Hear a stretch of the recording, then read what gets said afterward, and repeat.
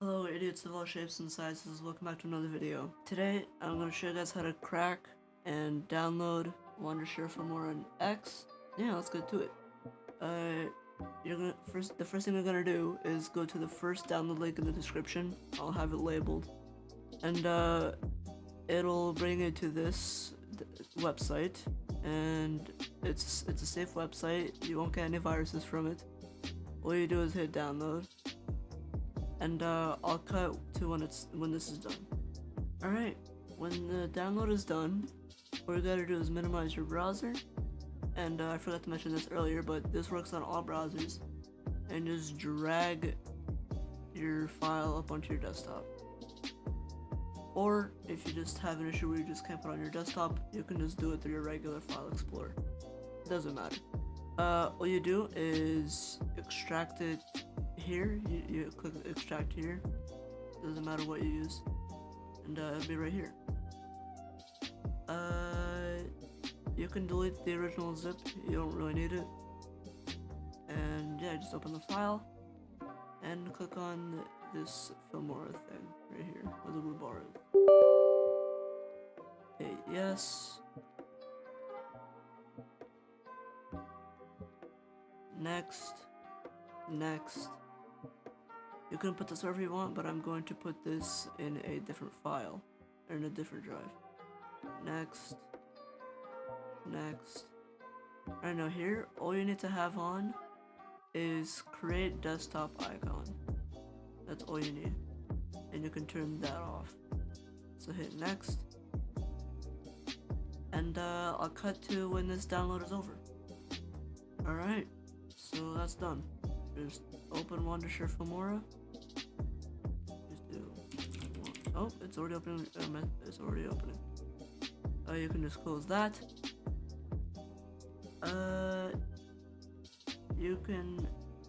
It's probably better for you to not delete this, but I'm just gonna hide it from here. I don't know. No, I'll just leave it here. Why not? And with this one, there is a few bugs that I will show you soon. For one thing, it's a little bit slower than the regular Filmora, but it's still just as good.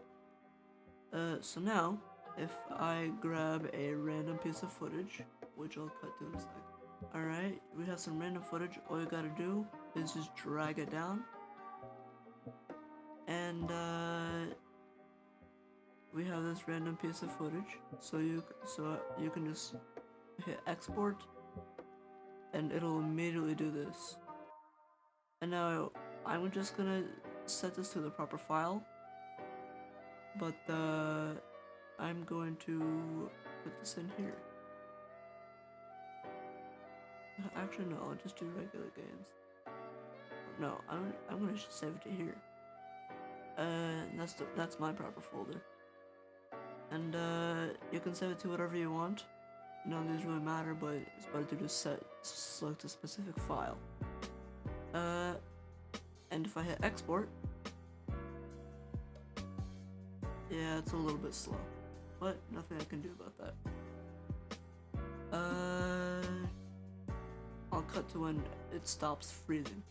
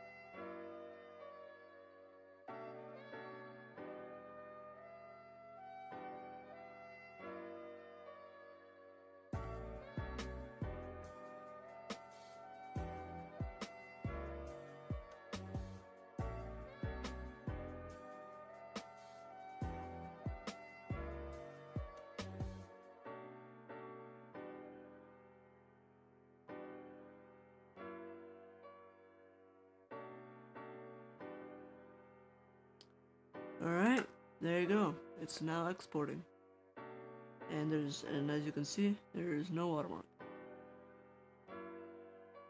Okay. And so now, I'll just show you guys a few things to get you guys started. If you guys have any audio clips in here, you can just hit import music and it'll just bring it right here. Titles is just like different places to put text. Transitions, these you can utilize really well.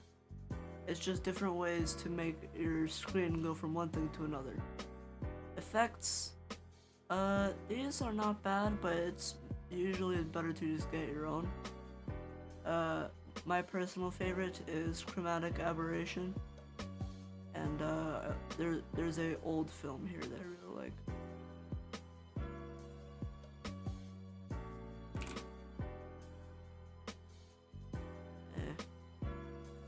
Anyway, elements are basically pointless. You're not really gonna get anything good from here. Split screen, it's okay, but no real purpose. Here you just put all your files. There's some sample colors. Sample videos have no real point, but you can use them if you want to make your own base video, like an explanation video like I am right now. But yeah, to use the timeline to actually cut stuff as it's circling, all you gotta do is select your video and then just click on the scissors, and then it cuts instantly. And yeah, you can just do what you want. And yeah. Another thing that I constantly use, voice crack, is adjust audio. And this brings you here. You can change if you want to remove any background noise. If you want to do ducking, which will lower the volume. If you have two clips on top of each other, it'll lower the volume of the other ones. And here you can actually change how the audio fades in and fades out. And that's all good and done. Here, this is basically useless. Anyway, this, if you have to actually select the clip for cropping, you just click on crop, it'll look like that symbol, and then you can just use your mouse to change it however you want.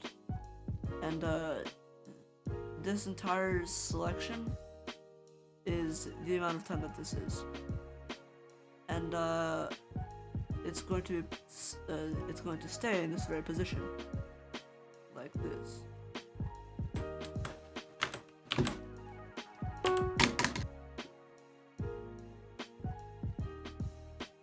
Yeah, that's how it's gonna be. And what you can also do is make it pan and zoom, which will actually just make your end screen. It'll end with your end screen being there. It's just gonna zoom in.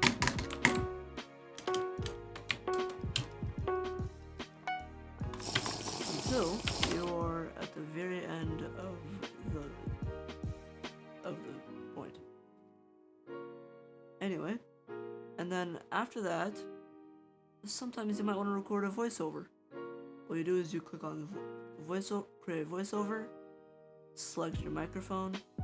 Mine is voice mod, so I just use that. Input audio, there's no other option usually, and you just hit this. Blah blah blah, random garbage. Oh wait, yeah. Blah blah blah, random garbage. This is a test. And now you have that recorded. So now if I do this, blah blah blah, random garbage. There you go. And so now I'm gonna show you guys how to actually render the video. Actually, scratch that. I'm gonna show you guys how to change the size of your timeline. All you do is use this thing. it zooms in. It can go up to a frame. This space right here where my mouse cursor is a frame. And you can also just make it very tiny. This button right here stretches the entire recording to fit your timeline. And what I'm going to do is show you guys how to render the video. So this depends on what you record in. I record in 120 FPS, so I'm going to be rendering it in 60 FPS. What you want to do is when you render stuff, you want to render it in a multiple of your number. Like if you're recording in say 190 FPS, there you go, just 90 FPS. You would not record or render in 60 FPS because it's not a multiple. It's better if you just rendered it in 30 FPS, which is when it gives you the option up top. But here, you just click on it, and it runs right through. Give it a second, it has to actually see the whole thing.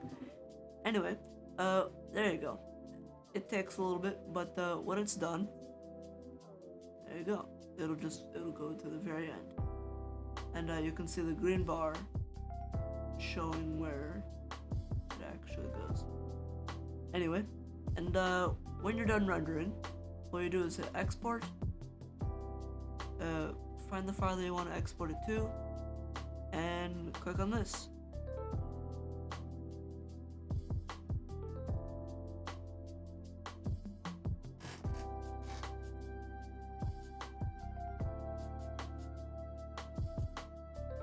And because this is a massive file, it'll take a little bit for me. But I'm just gonna cancel this because I don't need this to be rendered. Yeah, that was it. That's it for the video.